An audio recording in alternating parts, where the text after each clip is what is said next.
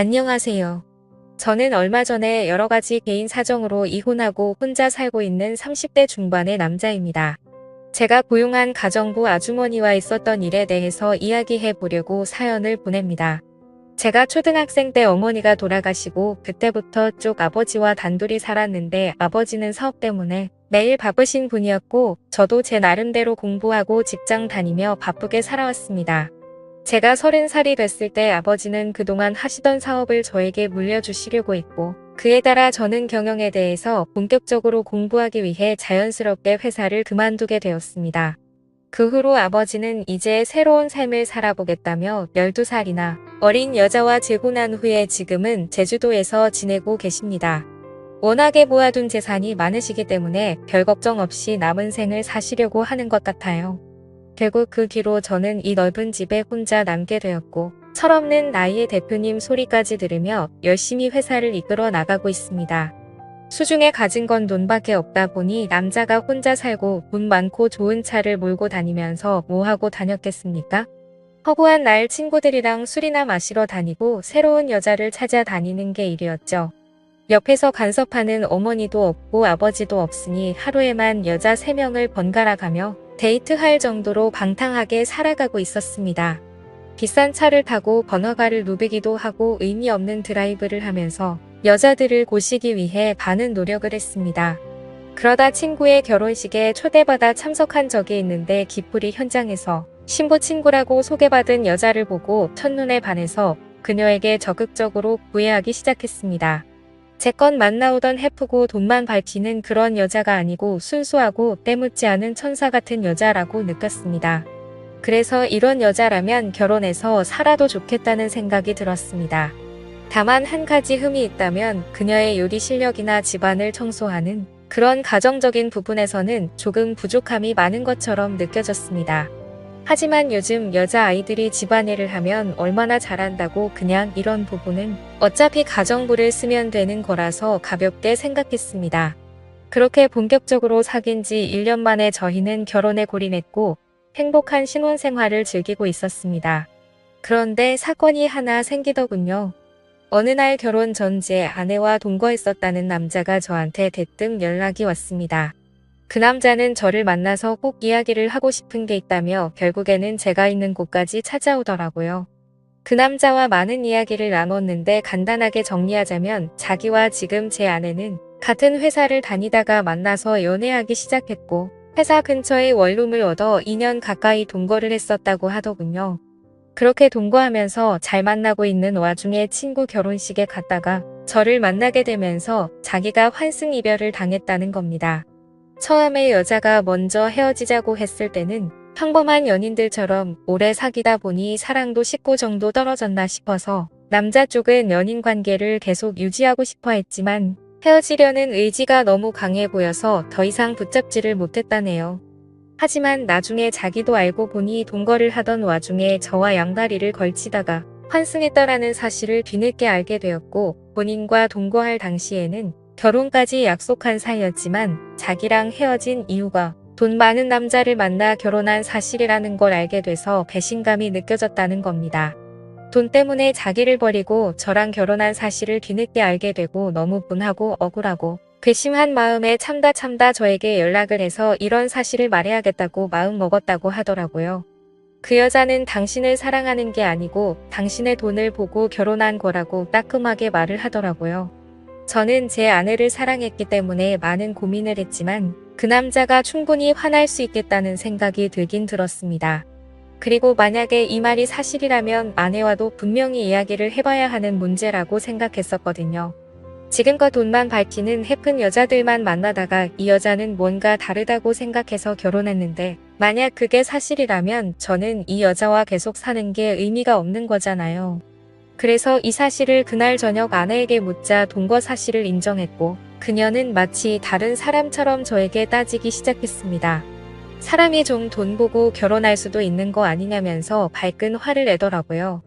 돈을 보고 결혼하는 게 얼굴과 성격 보고 결혼하는 거랑 뭐가 다르냐면서 자기는 자기가 잘못한 게 뭔지 모르겠다는 겁니다.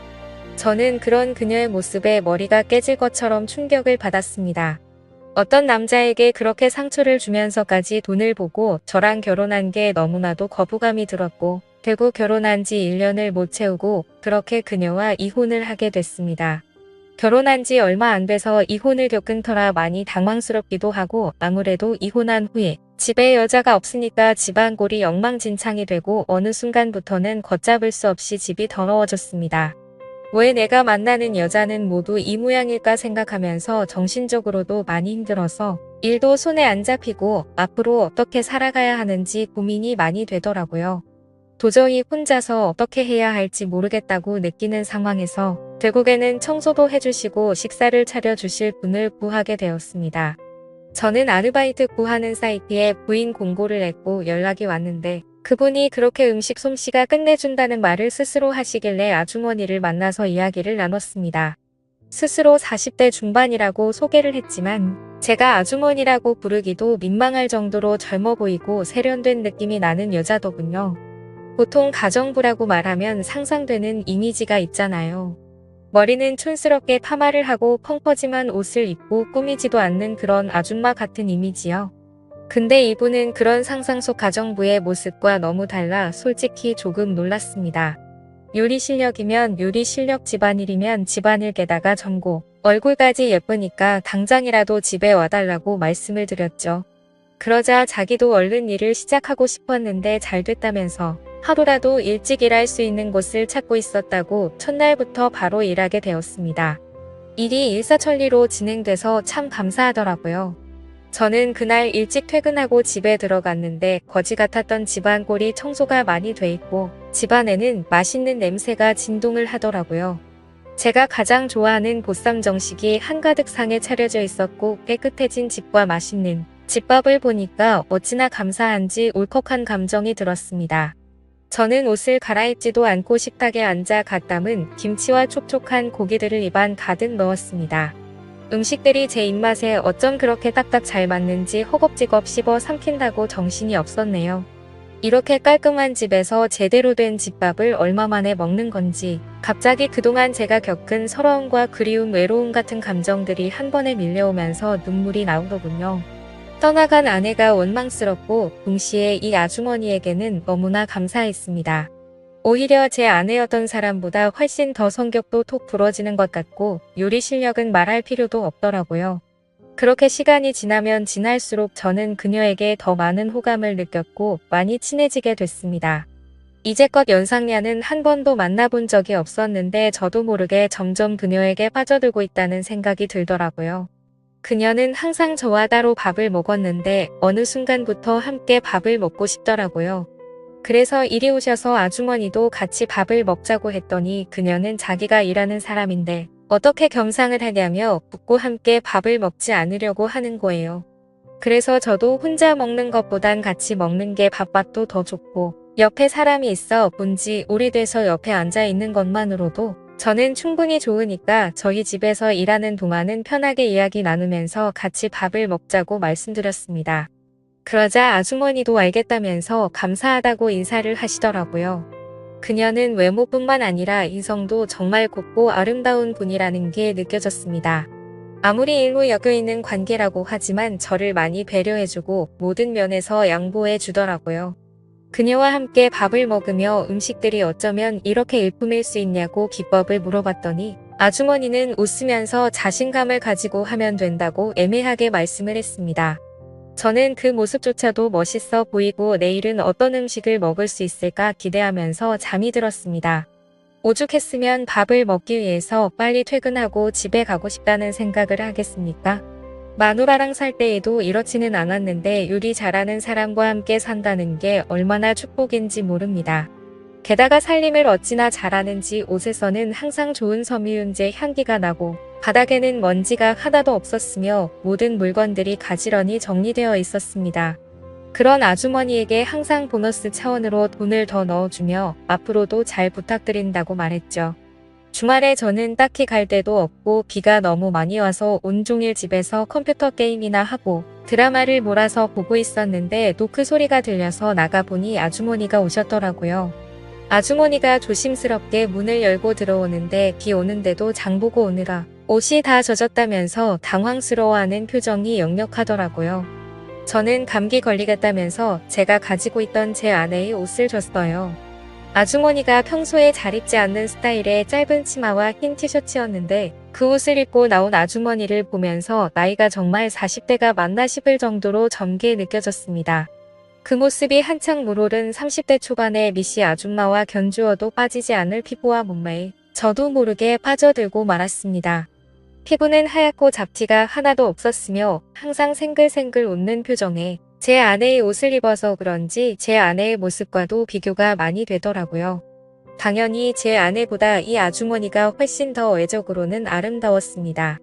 그녀는 곧장 주방에서 일을 시작했는데 식사 전까지 시장하실까봐 간식으로 김치전을 만들었다고 이거랑 막걸리 한잔하면서 좀 쉬고 있어라고 하더라고요.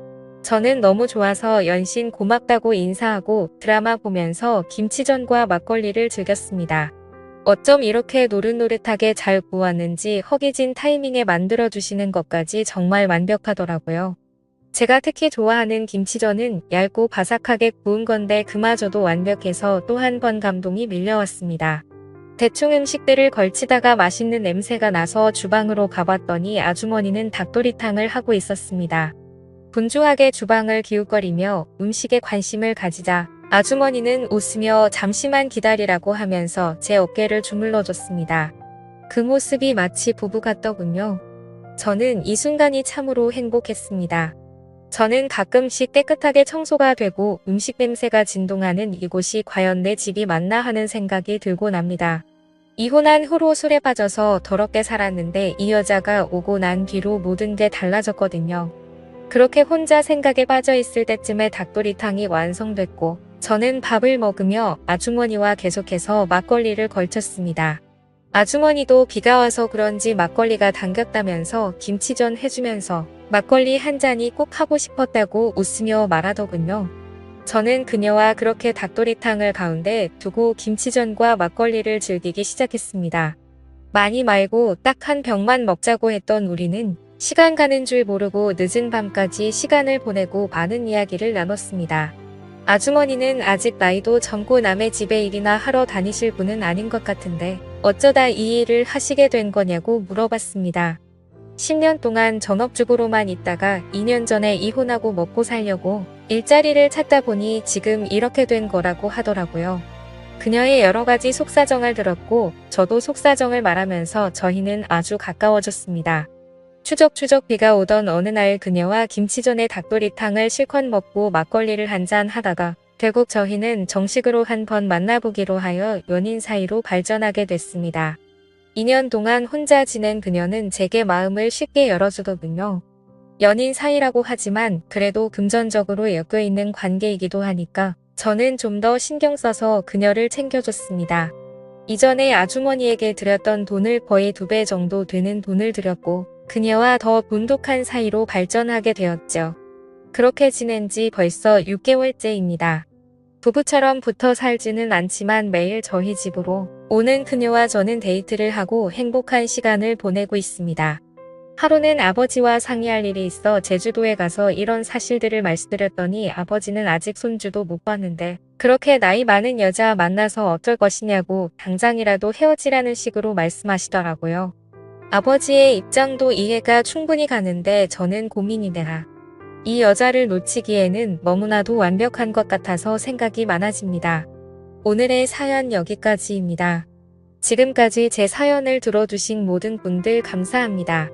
구독과 좋아요 알림 설정 눌러주세요. 그럼 모두들 행복한 하루 보내세요.